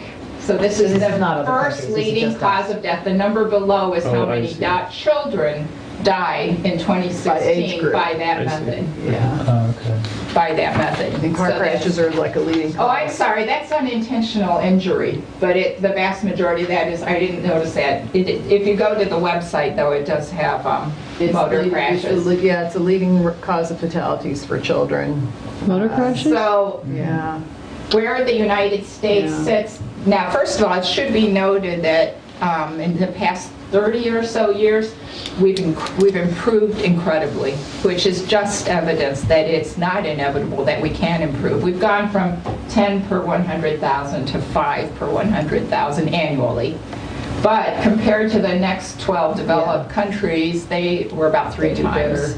We're about 3 times their number of motor vehicle deaths. Especially Sweden has done a tremendous job. I don't know how many of you saw the news that New York City, with their Vision Zero effort, had the lowest fatality rate in a century. Oh, just in total number or per capita? Or both? I would guess it's per capita in a century. Well, and they're doing a speed limit lowering. I think that's a rate. Yep. Yeah. But there's no vehicle miles traveled in this data? In this data, Yeah. vehicle mile, no. This is from a Journal of American Medical Association study, and I believe, do I have it there? You can go to it if you go to that first link. It actually has the link to the study, which you can download. You're allowed 3 articles per year or something, per month or per year, from free. Oh, from and I CDC? downloaded from the Journal of American Medical Association. JAMA did this study. Okay. Comparing our death rate from vehicles. They actually focused as much as on guns as well. Yep. It was on guns. Guns and It was cars. basically on violent deaths.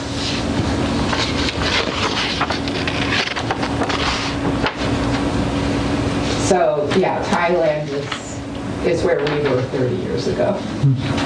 Okay, so getting back to equity in education, one of the major drivers of whether people feel like their children or themselves can walk or bike is hearing about accidents. I mean, people hear about, and there's been studies that shows they hear about an accident and that's it. When that morning comes, I'm not going to go get on the bike. Why should I bother?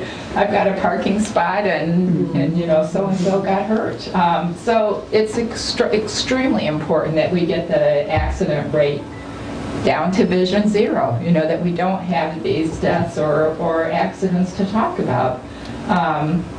And then all children need to have this access regardless of where they live. Right now, the kids within a mile of the schools generally don't take the bus. So they do, maybe, if their parents don't drive them, they get that little bit of exercise. And personally, I think it's noticeable that they come in more ready to learn and less ready to fight. They've had that 20 minutes of exercise. The children who live a little further away are told sit down and shut up from the minute they get on the bus till they get into class where they're told sit down and shut up. It's not equal, you know, and it's not, it's showing in the results. And then we need to have it in the public space. We need to recognize that streets and schools are not, you know, streets are not just for cars and schools are not just for mental learning. I mean, these things require a recognition of the whole person and a culture of activity. It has to be built right into it.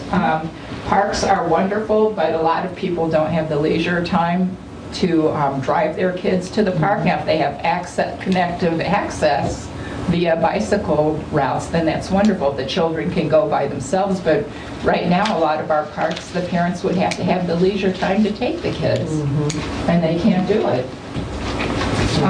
And so this is just a discussion here, you know, what's our role? Obviously, Cynthia is a leader in the Safe Routes to School movement and bicycle education, and I think we can redouble our efforts there. We need to be engaged in the planning study for Urbana High and the middle school. This is our community. This is our future. We need to have that culture of contiguous street use through including Savoy and Champaign. And we also need to involve the police department because we don't need kids who don't want to be on the street because they're going to be stopped by a policeman and they're terrified. You know, so we need to find a way that a policeman approaching a student to make sure to make sure he's okay isn't perceived as a threat. And I've heard stories that it's perceived as a threat. You know, why did you stop my kid? He's perfectly capable of getting to the library by himself. But they were worried. They hadn't seen that. You know, from the color, they could tell he'd come some distance. You know, it's just not, it's not right, and we need to work on that. And ensure, that we make a special effort to connect to those lesser resource neighborhoods. You know, it's so easy to just say, oh, you know, you can get across University Avenue, no problem. And it's a huge problem. And finally, you know, this is why and this is what we're looking for. I mean, you don't need to do more than read her shirt than to think about what we need to aim for in this city. So I think I saw her bike in this morning on my way into work. Her father's a commuter. She's really cute. Is she at Urbana Middle School? Yes. I said good morning to her this morning because the two of us She offered to help with the Bike to School Day this year, so we need to take the kids up on that. Their student council or whatever they call it there, they were interested in helping promote Bike to School Day. Her father is a triathlete. I recognized your helmet. We kind of talked about clubs and schools last time a little bit. I was thinking even a meeting to talk about riding your bike, not necessarily going out and riding, because a lot of people like to ride by themselves, but a meeting to talk with other people who ride bikes is kind of a good club thing to do too. It would be nice just to fix our bike and ped counting equipment at Urbana Middle School. Our program is no longer operating because our equipment broke. And we had to take it off the pole and ship it back to see if they could fix it. And I have no budget. So I've been stalled out since about, June of last year when we finally, may have been before that, may have been May. It was the person at school went out and worked, and we went through a whole series of tests, and then they said you're going to have to send it in. So I included that in our grant for Safe Routes to School, but as soon, if we could fix it, it would be fantastic because we've got all of the incentives for the kids, and we would meet with them. We had pizza parties, sign kids up. It's got a great website, and we were building that. So what was it that broke? It's an automatic counter. It's a solar-powered counter, and they have little RF RFID. RFID. The initials right? I Yep. always get them wrong. Yeah, you can see it That on the scan page. when they go by and it counts them. And on the website, it keeps track of how many trips and how many miles. So when I go by, it identifies you. Yeah, and and says, we gave them prizes, and we had parties, and we had students at the university that were interested in promoting it, and we had all this stuff lined up, and the equipment went kaput. We did it with the Safe Routes to School grant 5 years ago. Do you remember? There's probably And the company big called improvements Durozap. in equipment since then. No, the equipment's basically the same, because I'm in contact with the company. To replace the entire unit would be $2,500. I was hoping to be able to fix it in $500, is what I put into our grant. Jeff, did you, you've kind of started talking with some groups about equity issues too. Do you have anything that you think we ought to have on our radar as far as being aware of anything?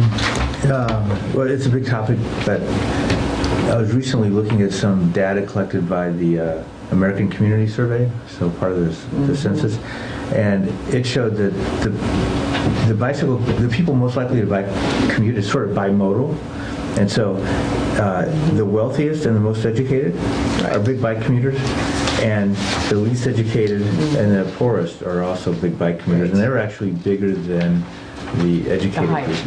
And I mean, this is nationally looking at, but I think as I think about Bike Month and Bike to Work Day, this is our 10th anniversary, we really do a lot of focusing around the campus because of our geographic layout, and that's the hub.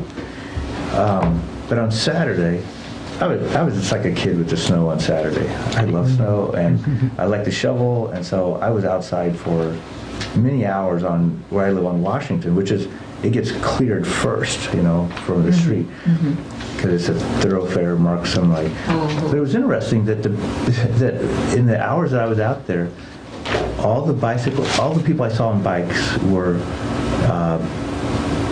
poor working folks, and many of them, we had a language issue because I don't speak Spanish probably. But I was like, on this day, who is riding their bike and why are they riding a bike?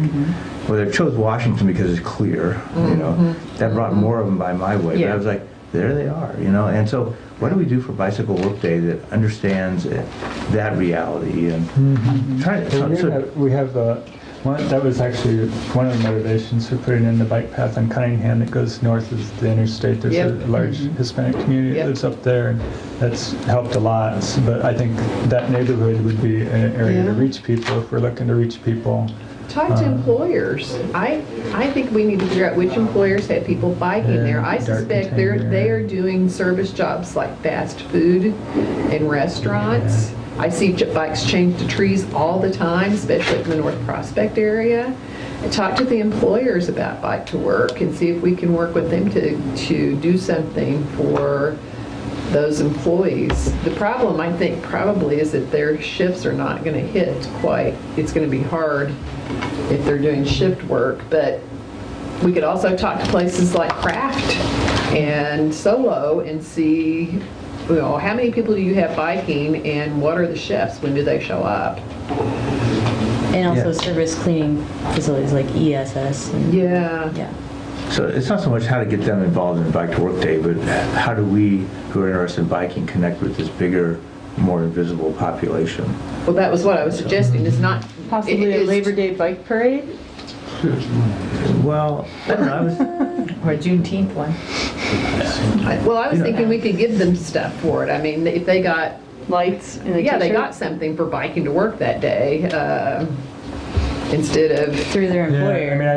It sounds like they're already biking to work most days. It's a matter of finding out how easy it is for them to get where they want to go, and if there's How to make it better. Yeah, if there's anything we can do to help improve that experience, I guess. Right. Well, and maybe just to put a bookmark here and say, if anybody thinks about, after today, give me a call. I'm looking for conversations to brainstorm. I mean, one idea was, do we put some of do we gather material specifically for that population, put it in some sort of bag, and then go out and look for their bikes and leave things on their handlebars and begin to Or connect. Give them, you don't have to anonymously leave things, but you can say, hey, I'm not against anonymous. I think that's a great idea. we could do. actually. Well, the Urbana School District has an outreach day, at least one that I know of, in which they go from door to door and give them a bag, That's what, yeah. resources. So When they did- we could do. That's what part there of was. That was part of a grant. That's what I did. When I did the bike parade in Chicago, it was part of a grant, and that's what the grant was about. The grant was about reaching out to your neighbors in your neighborhood and giving them the resources of, here is a bus map, here is a bike map, here, and like, so basically Smart putting Tricks together. program. Yeah, and so basically putting together a little resource and like reaching out to people and being like, this is how, so it's combining everything. It's not just for cycling, it's combining all these ways that you can get around. And so that was what the grant was all about, and that's why we did the bike parade, is we were trying to find a way to reach people and have them show up.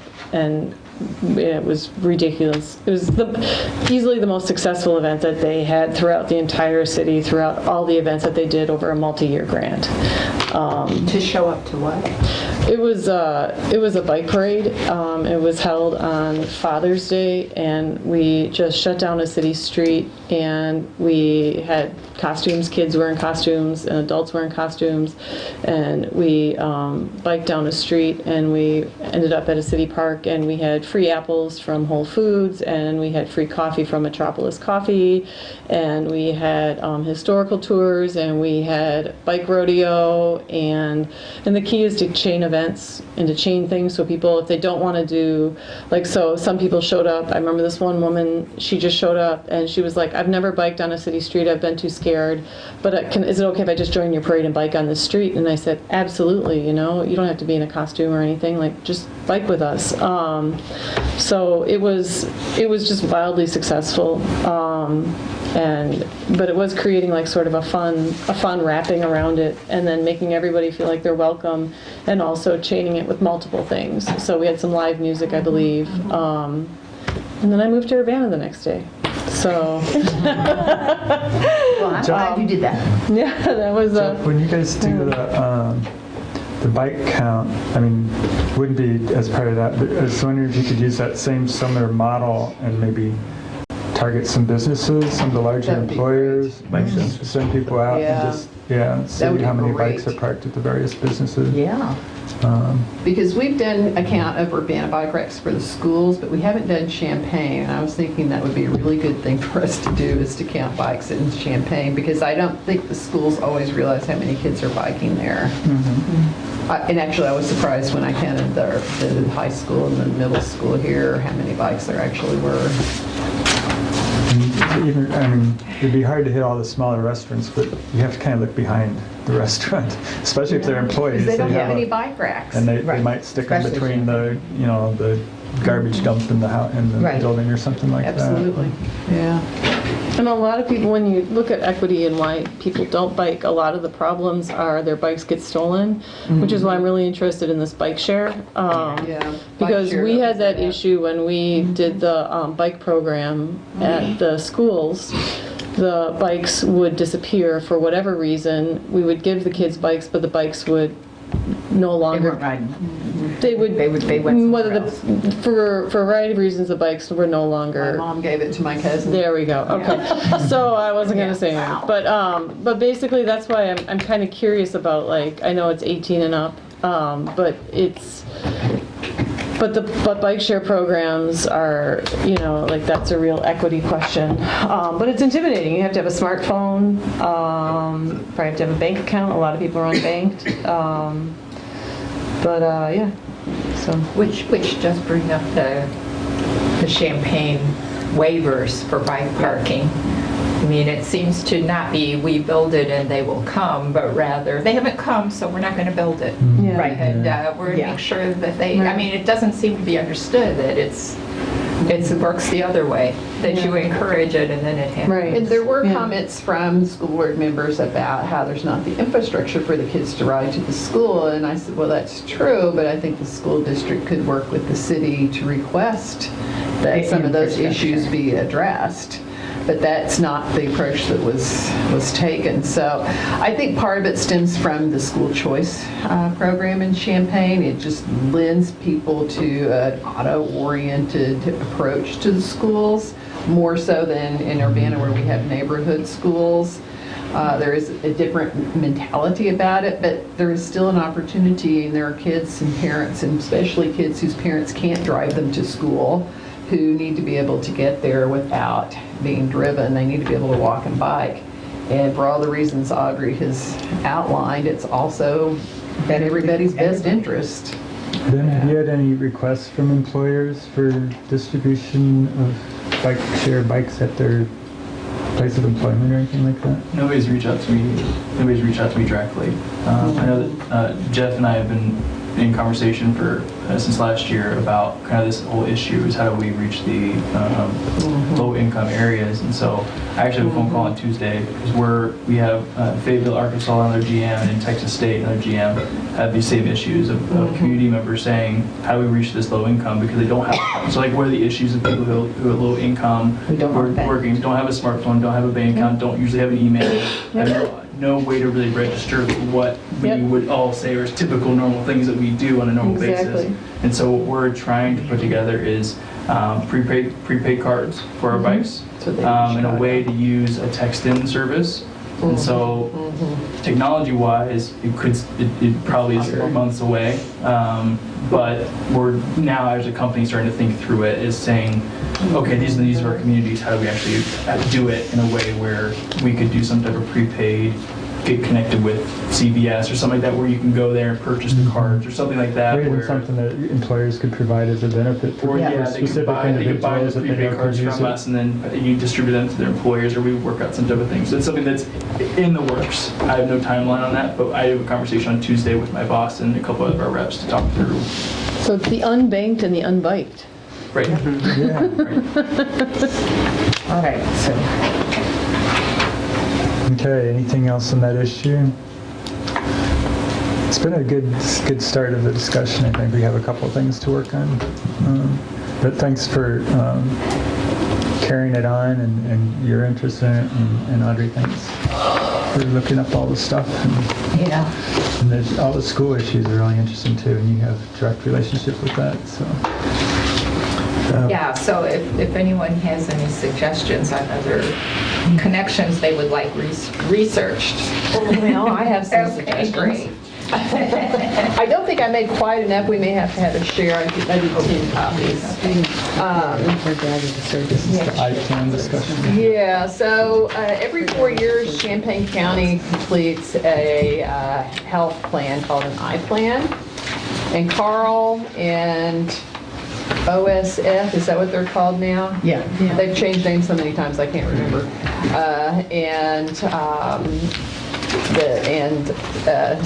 CU Public Health District are all partners in this, and they have done a really fantastic job of pulling community partners in to create this plan.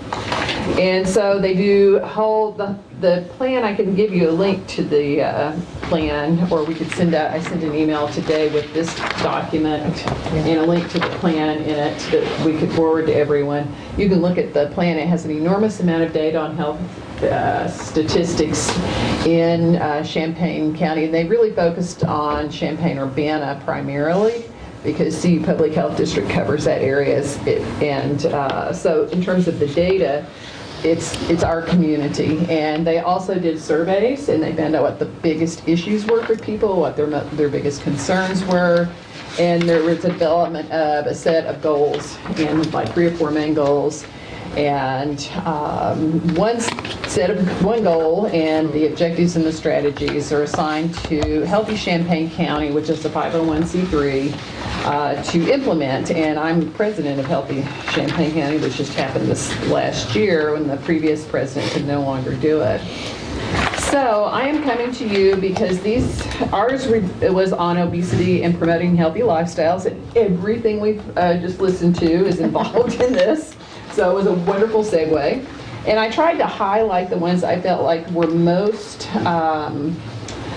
things that we could somehow be involved in helping to implement. And well, I didn't do this, but I could have. We wanted also to expand our steering committee to include a larger variety of representatives. So if you know people who are interested, we try to meet once a month on the first Monday. I think I'll have to go look, I forgot.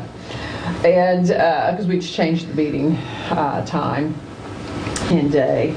And then we've got target dates, and then we've got lead organizations, and we have a website. You can see that. You see that we wanted to see trips made by bike increase by 1%, and to help establish a public education program to encourage the use of transit, walking, and biking. You can hear Cynthia Hoyle's voice in the background on these strategies.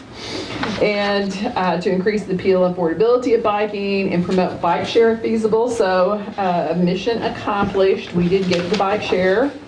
But in working on a year-round biking calendar, there's the idea that we have public events every month of the year for all kinds of people, and have them on various calendars, including Healthy Champaign County's calendar.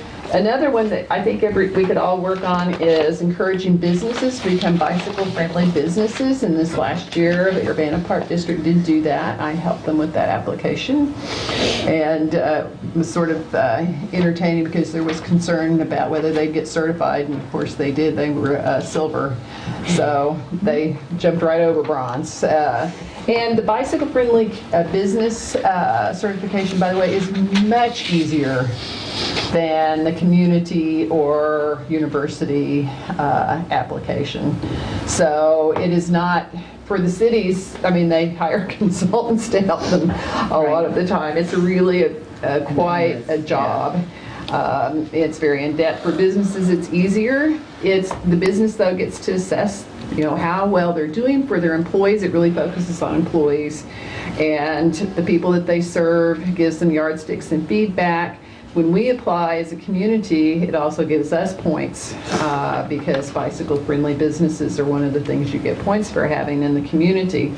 So I'm happy to help people fill out those applications.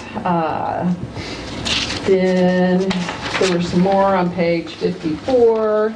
Work with the school districts to establish walking school buses and park and walk programs. Had 2 events a year with schools. Then the other one down here, strategy 2.3.3. Work with cities and park districts to establish safe routes to parks programs. And I talked with Elsie a little bit about this. She said, what does that mean? And I said, well, I think it would mean us establishing routes like we have for schools that show how kids could safely walk to parks near their homes. And they have to partner with the city to do this because none of that infrastructure is theirs. And so if we look at routes, and we see some routes that would be great, but we need to address some infrastructure problems, and that's something that we could take a look at. How would we get resources to do that? And I think there's even some grant funding floating around out there somewhere for safe routes to parks that we could take a look at. Some of the data that I found, and I'm sure you can back me up on this, is that more kids are hit by cars going to parks than going to school. So safe routes to parks are really something we need to be addressing because kids need to be able to get to parks. And we're lucky we have pretty good park coverage in neighborhood parks, but we also know we have parks that it's hard. We have dangerous crossings for students and kids to try and get to. And then you see there's stuff about working with the schools to promote these things, just what Audrey's talking about, to emphasize the health, educational, social benefits of walking and biking through schools.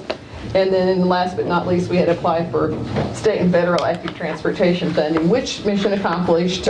We did apply for safe routes to school funding, but there are other grants we could also be taking a look at. So I wanted to bring this to your attention that these are goals that are out there. There's a group that is working on it. I think we can partner with them. In fact, we're identified in here on some of these. Cities are identified as partners for implementation. And it fits perfectly with the other things we've been discussing tonight, to try and develop a culture of, active lifestyles rather. That's one of the things I remember when the Champaign School District was still trying to talk people into building the high school out on the edge of town. They talked about building these great gym facilities so that kids will develop the habit of going to the gym. And I thought, golly, have you looked at the demographics of the students in your school districts? And they can't afford to go to a gym when they get older. They can't join a fitness center. They're going to be working, and they need to be able to be active as part of their lifestyle, not as a special activity that they have to undertake outside of work. And drive to. Right, and I think that's still a mindset that we have some work to do on in the community. The new school board, of course, is focused on building and rebuilding those schools in the core of the community, which makes a big difference. But as we see, we still have some work to do in terms of how people think about people getting to and from the school, even when it's in the center of the city. So I'm happy to hear anybody's thoughts about this, and if there are actions we think we should take, we can do that at another meeting. But I wanted to bring this to you and say we would love to partner with BPAC in the city. And we've got Park District representative on there now, especially from Urbana, that we'd be happy to have city people, if it's something city staff would like to participate in. We are looking to expand the board and the representation and engage more people in the work that we're doing. Okay, thanks. And so how do we, without a staff, there's a lot of kind of action things here to do. Yes, there are. There is a staff person paid for that attends the meetings. They should just replace that person who works on all of the stuff related to the I-Plan, and this is only one of the goals. But yeah, that's a big question for us. We're assigned these tasks, but we're not given a budget. Surprise, what else is new?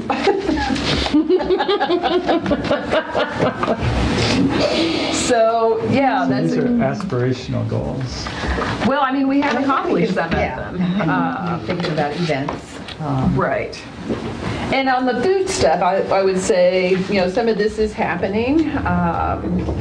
They are working with them. It's easier for institutions like Carl to wrap their minds around the BMI of patients, and also to wrap their minds around school nutrition programs and community gardens. That I think it's easier for them to understand how they engage with that. I think it's been harder for them to understand how what they're working to do these things actually impacts. And I would love to have ideas and help with engaging the school districts and the cities, and even Carl in how you do that. With Carl, having better bike parking would be a nice first step.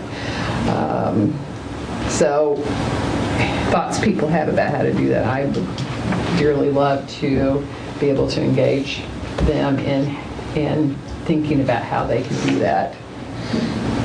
They seem to want to say, well, let Champaign County Bikes do it. And I said, well, they don't have any there's some things we could do, like if you need a letter writing campaign or something like that, we could all write a letter, and it's amazing what 6 or 8 letters will do sometimes. So if there's action items you can think of, or anybody can think of, that we should be doing. Call them out on Twitter. Well, I guess the question we have to ask is what we'd be willing to do. I mean, we could ask, VPAC could ask some of the businesses in the community to consider being a bicycle-friendly business, for example. Yeah. I emailed them before. They said they were interested, and they wanted to do something, and then I never heard from them again. It gets lost in their bureaucracy, I think. And so where, does anyone know who you plug in with that might keep it rolling? I mean, there's just I think some sort of traction issues that we have with working with some businesses, if they're big enough, might have a wellness sort of department that encourages wellness because it will help reduce their insurance rates and things like that. They do, but they don't see the connection between Like parking and. Right. Okay. Yeah, they think about they're encouraging them to go to the program. fitness center. Yeah. And so I think the wellness program is, and I've had connections with various people and lots of through the pediatric folks. I think probably higher up would be helpful, and that's where I don't have so many connections.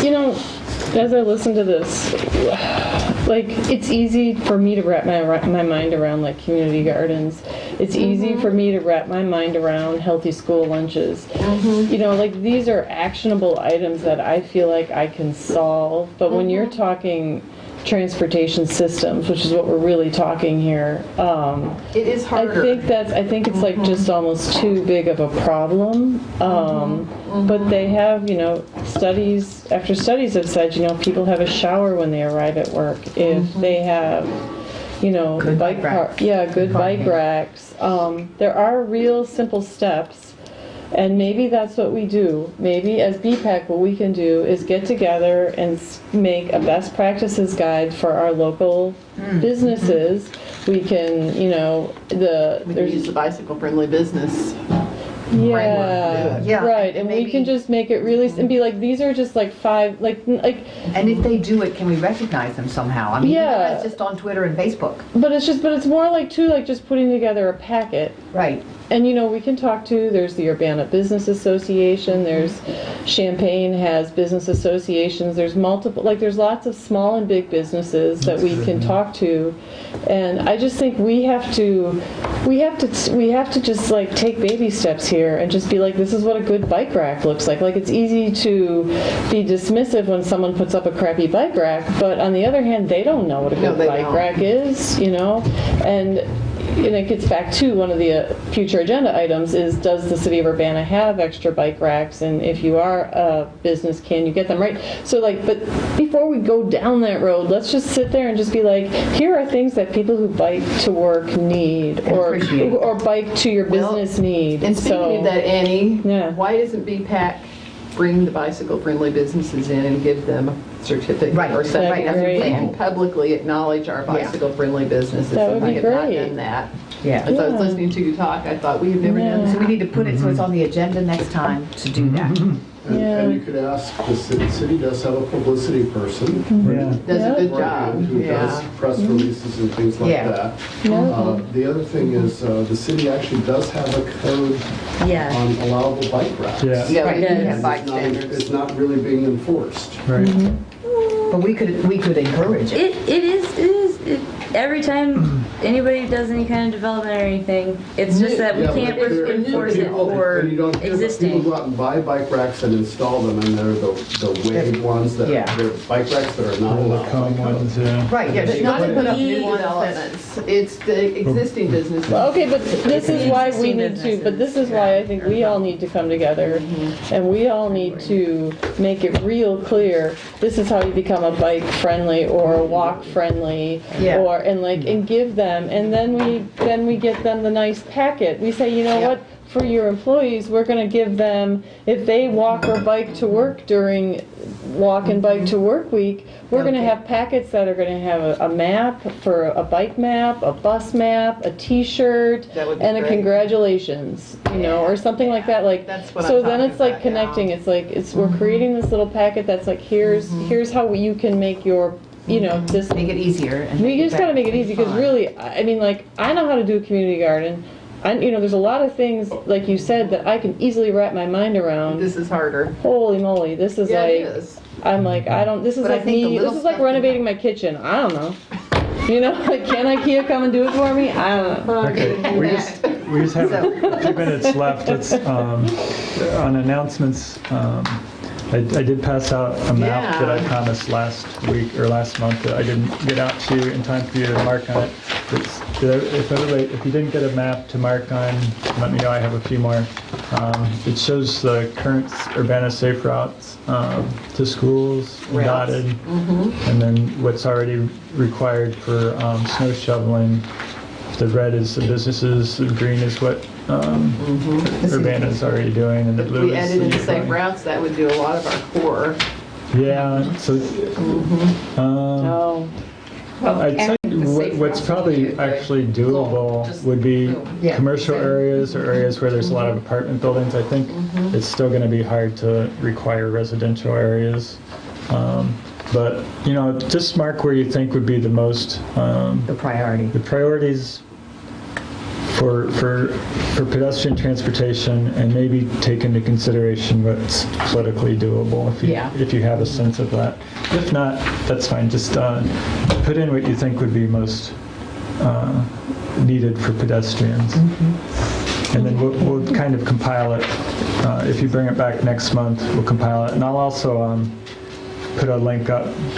I'll send out a link to a web version of this so you can change the background and see what buildings are there and stuff. It helps you kind of familiarize where you are. I do want to commend the city this recent snowfall. They did a fantastic job of sending out information about clearing your sidewalks using social media. And I really think it makes a difference. There are more sidewalks cleared. Just bringing it to people's attention. And I really think that the push the city did made a difference. And so I want to thank our publicity person for that, because I think somebody put up thank you for shoveling signs too. Jeff and I been out Was that you? putting up signs. I put some up, but you probably saw Jess because you're in that neighborhood. I put up a few.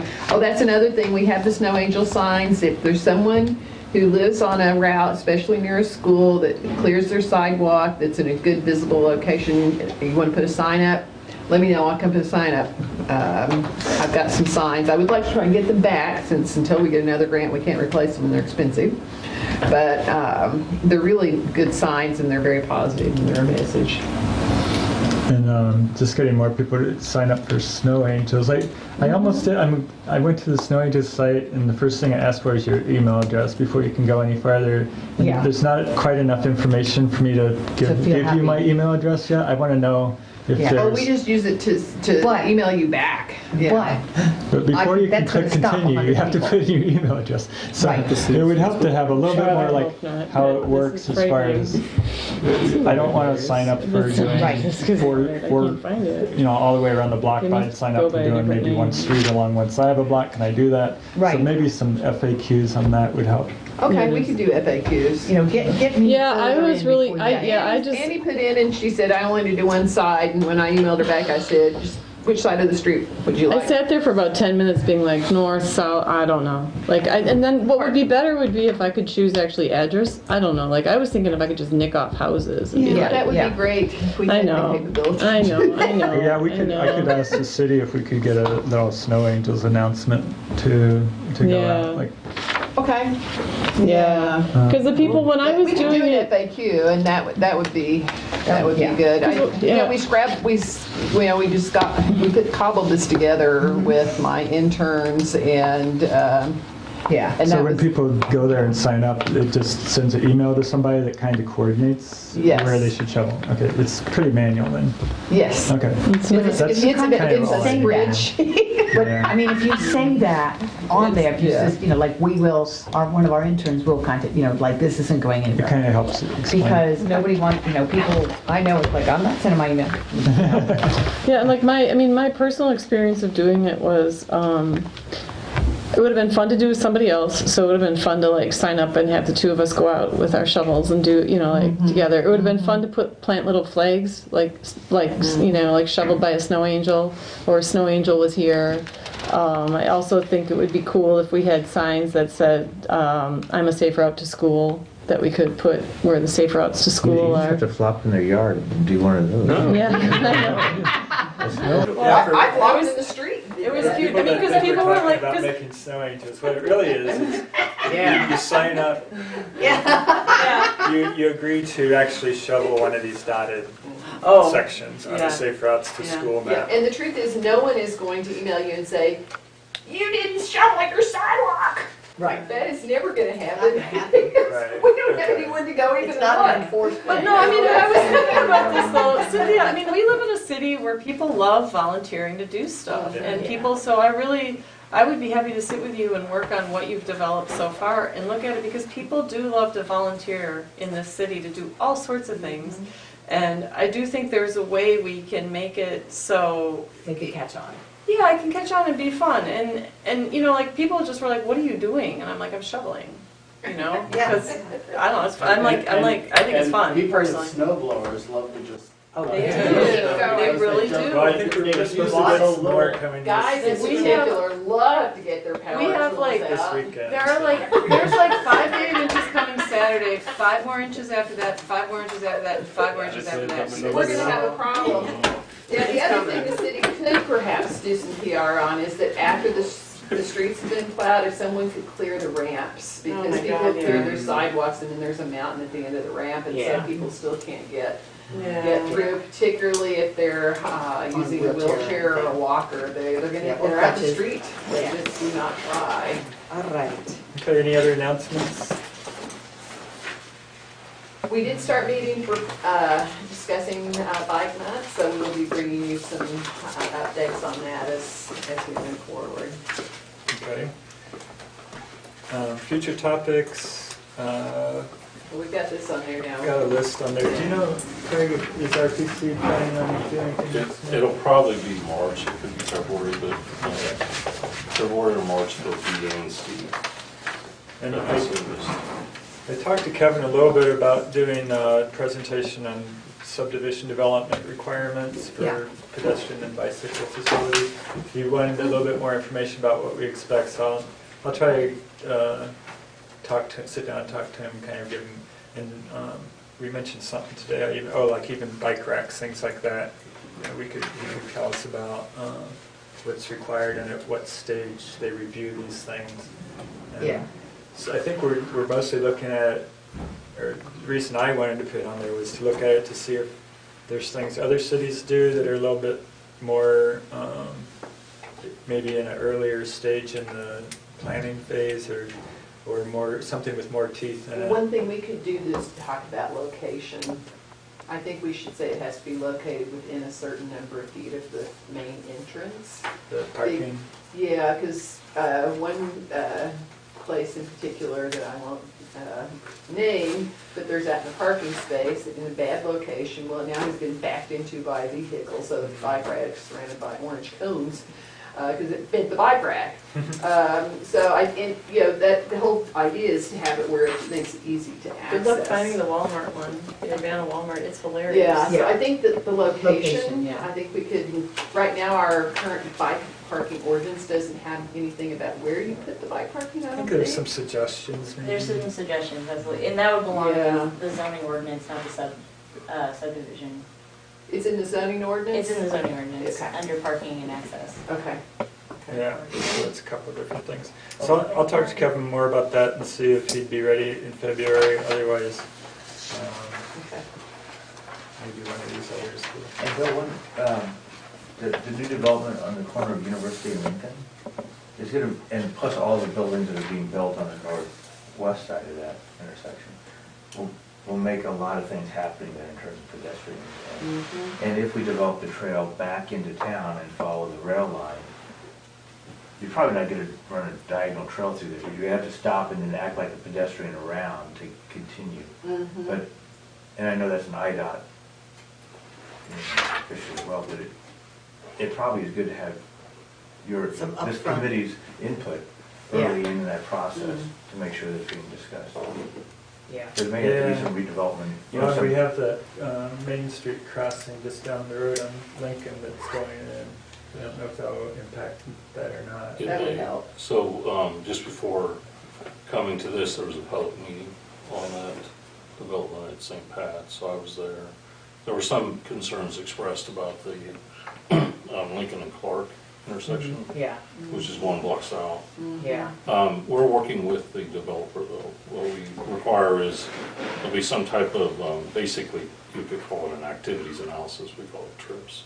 But it'll be, it's intended to be a student housing, so that'll be generating pedestrians crossing the road, so we'll be asking Get them to look. build the Yeah. enclosed over. Oh, yeah, right. What'll likely happen is, you know, with the improvement that we'll be doing with Lincoln, we'll Yeah. be doing some modified bump outs there and making a pedestrian island.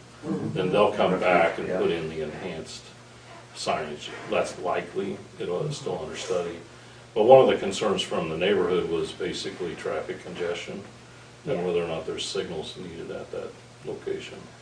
So all of these things that you're talking about, staff does that when that's part of our purveyance, it's part of Lily and her boss, Lori Pearson. We all look at those things at every single development. We looked at the same thing at the retreat. All of these things, every time that a development comes in, that's what city staff's role is to look at that. As far as coming to the commission, that would be in the purveyance of community development, because that's where they're the lead on that. But we do look at, and me as traffic engineer, I want to look at everything there and see, we don't want to create a problem.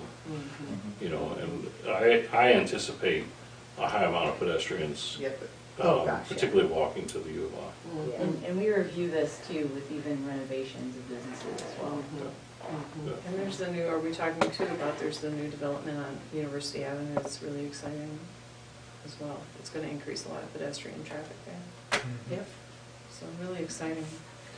Yeah, there's this study that Tim Bartlett got for the trail and Carl's paying for, so that's gonna be coming into, you know, that will come all the way to that point too.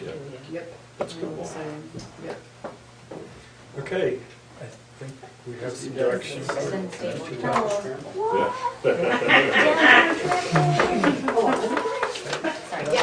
Any other business?